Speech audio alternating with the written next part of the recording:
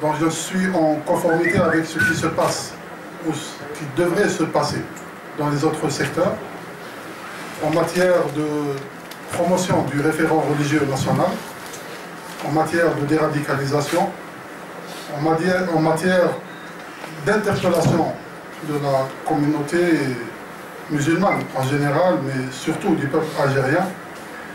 à une pratique référentielle de la religion, c'est-à-dire une pratique qui jaillit de l'expérience vécue dans ce pays, dans le Maghreb arabe en général, et qui prend en référence le vécu de l'Andalousie et surtout le vécu de Cordoue. Nous nous inscrivons toujours dans cette démarche et nous entretenons un dialogue avec d'autres pays actuellement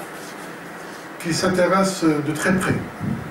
à notre programme de déradicalisation et aux efforts consentis par l'Algérie en matière de pratiques religieuses qui s'inscrit dans le service de la société et qui s'inscrit dans le juste milieu et la modération, l'ouverture sur l'autre, l'acceptation et la diversité. Je crois que le plus intéressant en notre sens, c'est que nous sommes arrivés depuis une année à tracer un programme d'action réel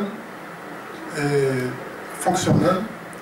c'est-à-dire d'immuniser la vie religieuse dans l'enceinte des mosquées par la création d'une académie de la Fetwa et la sécurisation de la vie intellectuelle,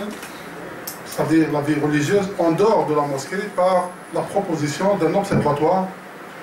contre